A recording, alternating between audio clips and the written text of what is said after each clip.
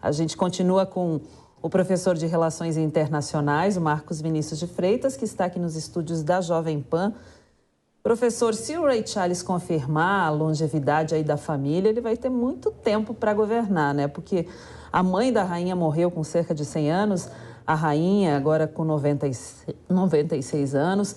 Se ele seguir essa linha, vai ter bastante tempo para governar, mas é uma tarefa bem difícil, um desafio duplo para Charles, né? Charles III, que não tem o mesmo carisma da mãe, como a gente estava falando antes, e o Reino Unido enfrentando essa inflação galopante, a questão do Brexit, o problema da falta de gás, agora não vai ser fácil para ele, né? Cláudia, só não vamos usar o termo governar, porque senão a gente confunde com a figura do primeiro-ministro, não é? Claro. A função dele aí é chefiar o Estado britânico, ou seja, a questão das Forças Armadas, que ele vai ser aí, todo soldado britânico vai prestar juramento a ele, não é? Como chefe das Forças Armadas.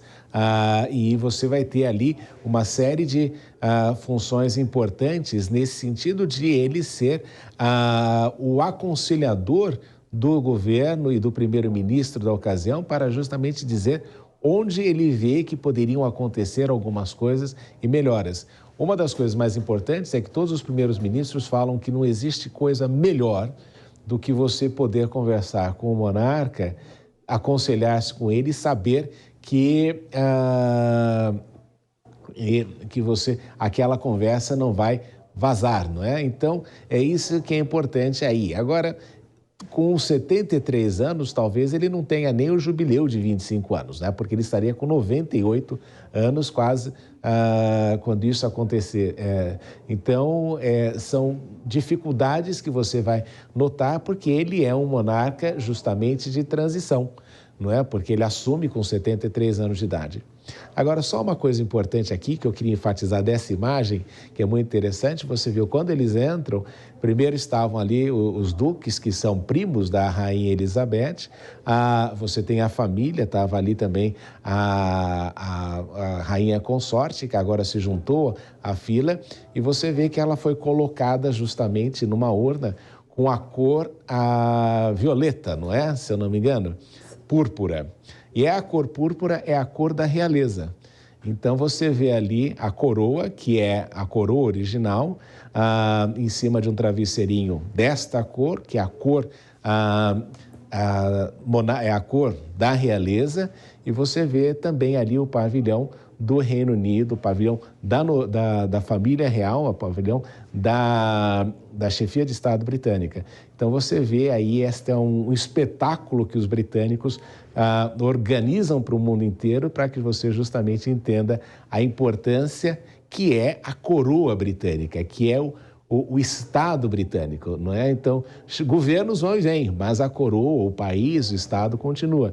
Então, apesar desses problemas que você levantou muito bem, esse é o arcebispo de Cantuária. Apesar de tudo isso que você levantou, dos problemas atuais, aí as pessoas vão entender que o governo precisa resolver isso, enquanto o Estado britânico continua. Então, por essa razão que Charles não governa, não é? Ele é aí o grande árbitro para que a coisa flua de uma maneira melhor. Muito bem, contamos aqui com a ajuda do professor para detalhar essas informações importantes, né, sobre esse momento. Lembrando aí que a rainha estava no poder há 70 anos, ela vinha apresentando problemas de saúde. Em outubro do ano passado, passou a noite no hospital, precisou ficar em repouso.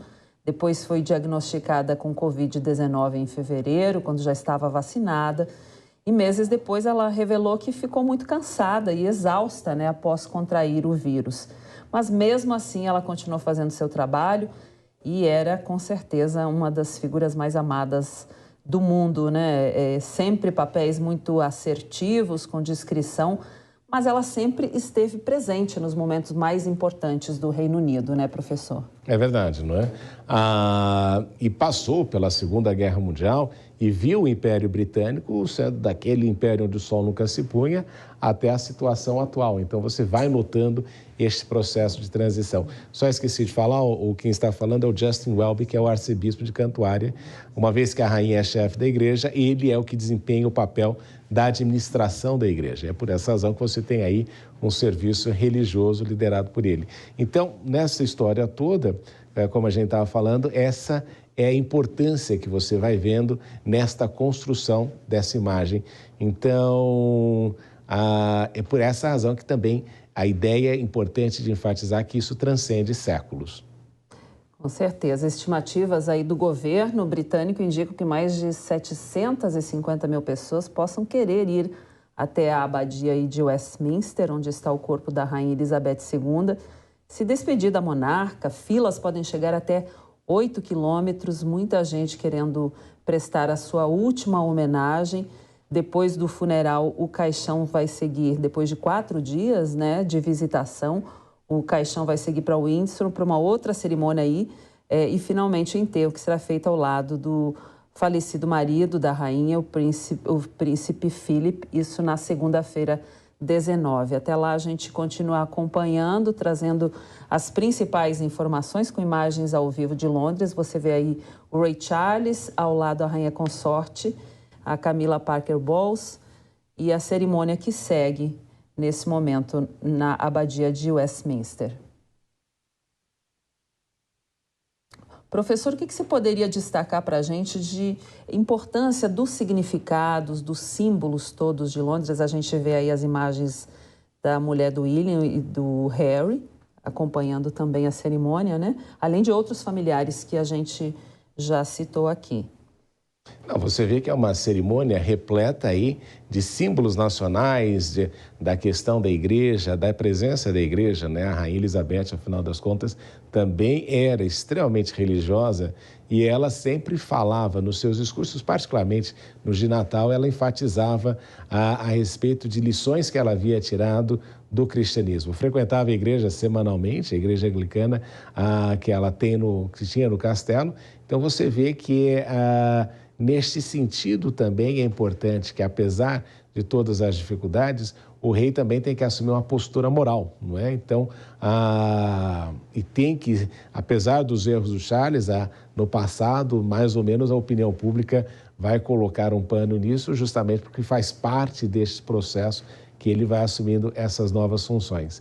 Mas você vê, né? A coreografia da cerimônia evidencia esse tradicionalismo justamente porque é necessário que, como a Rainha Elizabeth dizia sempre afirmava, é importante que a monarquia também seja vista, que seus símbolos sejam vistos, e é por essa razão que nós estamos aqui no Brasil, né, transmitindo ao vivo uma cerimônia que está acontecendo lá, neste momento. Para que a monarquia seja valorizada, é preciso que ela seja vista. E é por essa razão que ficou notória a razão pela qual a rainha sempre utilizava aquelas cores muito chamativas, né? Se você lembrar, ela tinha 1,50 m, era baixinha, um pouquinho mais de 1,50 m, e ela usava aquilo justamente porque, se você não for visto, as pessoas esquecem, e se elas esquecem de você, elas esquecem da sua relevância. Quem está celebrando esse momento é o reverendo Davi Royle. O professor continua acompanhando as imagens ao vivo de Londres, lembrando que a Rainha Elizabeth II morreu aos 96 anos, ela estava isolada por enfrentar problemas relacionados à mobilidade, e ela fez uma visita ao Brasil também, né, professor, em 1968, em plena ditadura militar, quando tinha então apenas 42 anos, sendo 16 deles de reinado já, que ela começou esse reinado muito jovem ainda. Na ocasião que ela esteve no Brasil, ela foi apresentada ao jogador Pelé, bicampeão do mundo, e às vésperas de conquistar o tricampeonato no México, em 1970. Era um momento marcante para o Brasil, quando recebeu a visita da rainha aqui, né?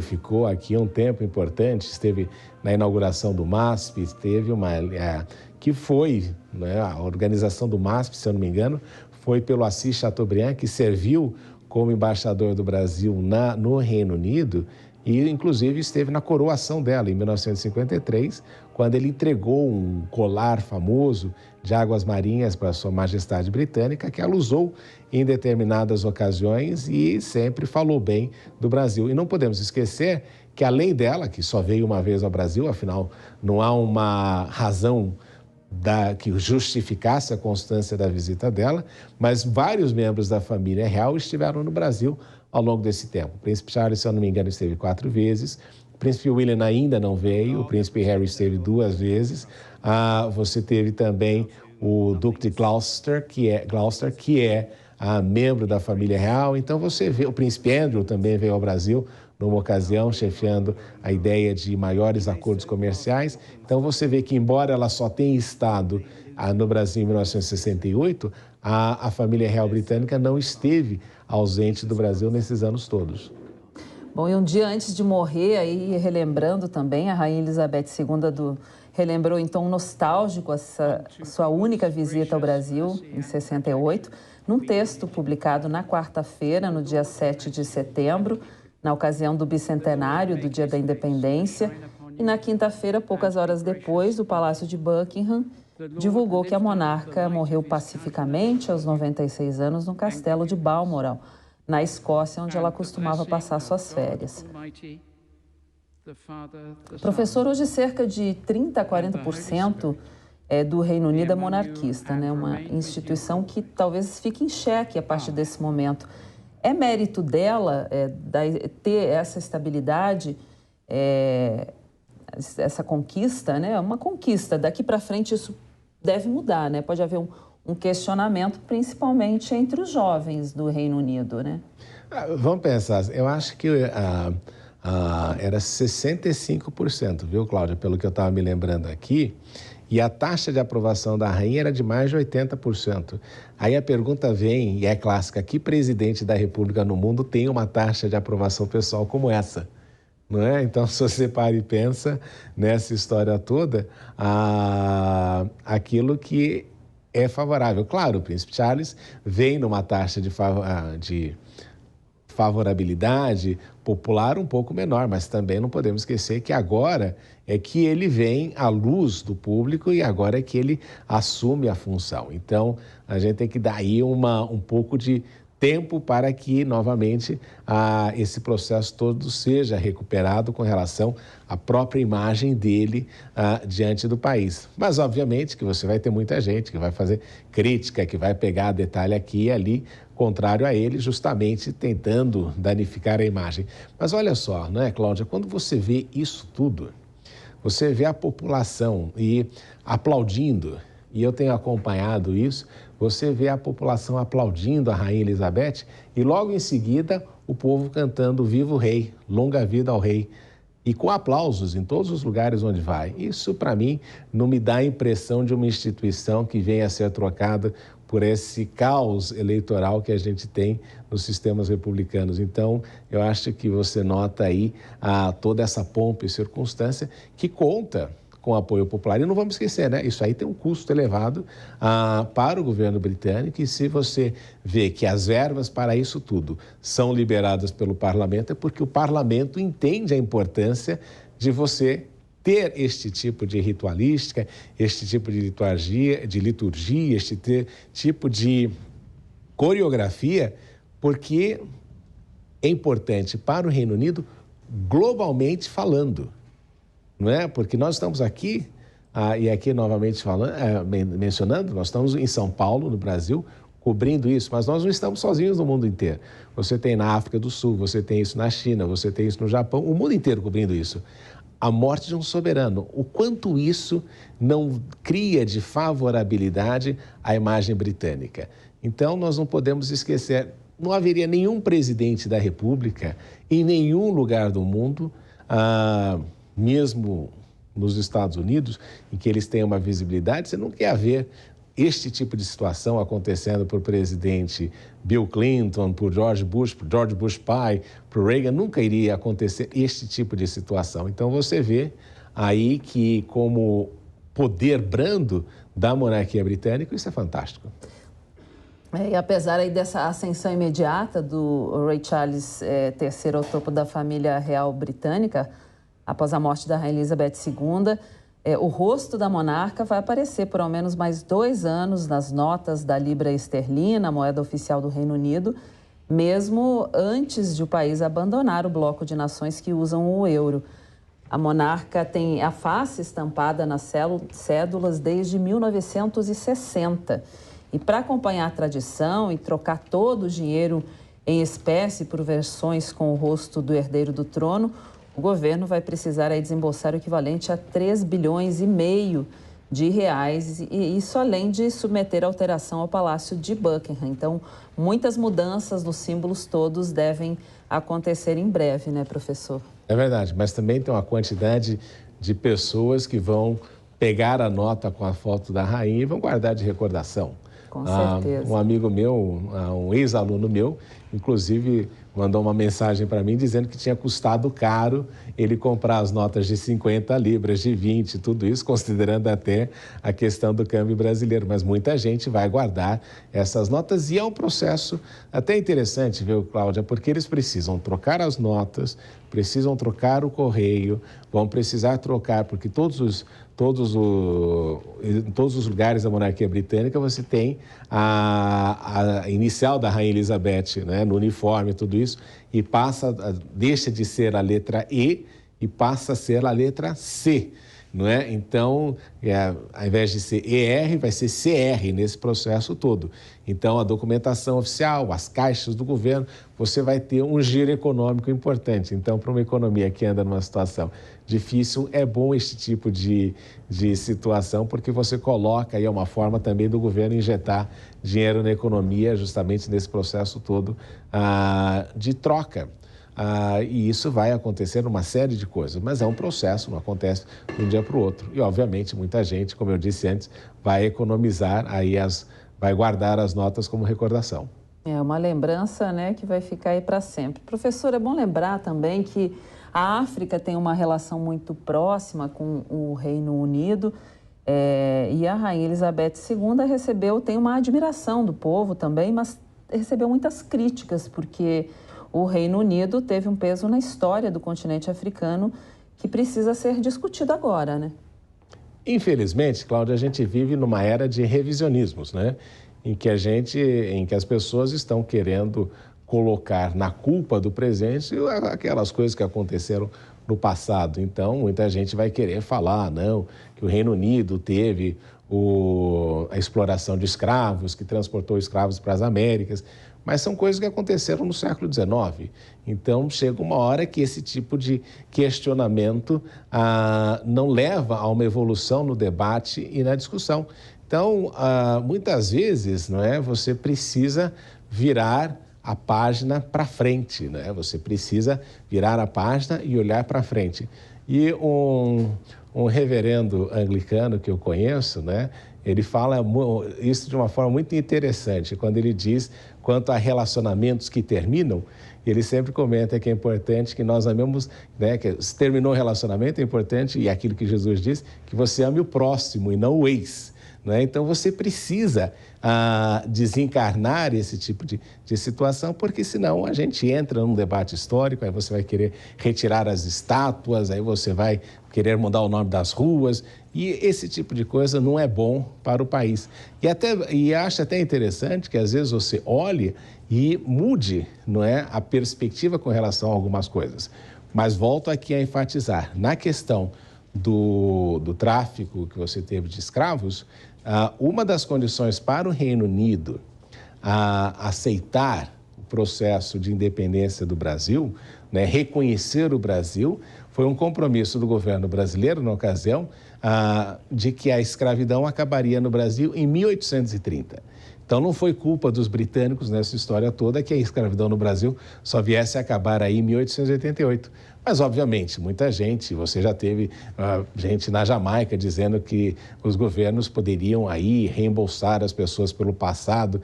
Isso não vai acontecer. O máximo um pedido de desculpas, como o próprio Papa Francisco fez agora no Canadá com relação às comunidades indígenas. O Reino Unido, aí formado pela Inglaterra, Escócia, o País de Gales e Irlanda do Norte, é uma nação insular, né, no noroeste da Europa. A gente vê imagens aí ao vivo do rei Charles saindo com a Camilla Parker Bowles, a rainha consorte, logo atrás. Ele está conversando com o reverendo, né, neste momento. Arcebispo de Cantuária. O arcebispo de Cantuária. Professora, a Inglaterra é local de nascimento de Shakespeare, dos Beatles, a Briga Capital Londres é um centro financeiro e cultural globalmente muito influente. E essa influência deve continuar agora. A gente viu sempre a rainha dando o título de Sir para alguns cidadãos londrinos, como Paul McCartney, por exemplo. Essa influência, essa representatividade tão grande da coroa britânica deve continuar após a morte da rainha, agora com o rei Charles III? Sim, porque estes títulos honoríficos, eles são dados em reconhecimento ao trabalho desempenhado pelas pessoas e pelo sucesso que elas alcançaram. Não é? Ninguém há de deixar de reconhecer, por exemplo, que Elton John, que tem uma carreira de 6 décadas, é um tremendo embaixador musical para o Reino Unido. Então, você tem esta questão dos títulos sendo outorgados justamente baseados no mérito e no fato de terem feito alguma coisa. Agora, a questão do Reino Unido como centro financeiro se deve ao fato de que eles têm uma prática, a forma do direito que eles utilizam, que é o direito costumeiro, lhes dá uma flexibilidade maior na criação de outros instrumentos econômicos com uma flexibilidade maior no sistema jurídico. E, obviamente, que por ser uma ilha com determinadas restrições, os governos britânicos conseguiram aí se transformar num grande império global e também um império financeiro. O grande desafio, Cláudia, nessa história toda para o Reino Unido, não é nem a questão desse processo todo. É que quando os britânicos saíram da União Europeia, muita gente e muitas empresas deixaram de investir, não é? Porque diminuiu bastante o tamanho do mercado. Então, em razão do Brexit, os britânicos precisam aí descobrir alternativas para continuarem relevantes e manterem principalmente o Reino Unido como este importante elemento de atração de capital e investimentos. Mas, e aqui é um ponto final, considerando as sanções impostas à Rússia e aos oligarcas russos e a própria expropriação que foi feita dos recursos deles, talvez esta imagem ainda demore um pouco para ser construída. Então, é um importante centro financeiro, mas tem aí estes desafios. Muito bem, a gente recebe aqui nos nossos estúdios o professor de Relações Internacionais, Marcos Vinícius de Freitas.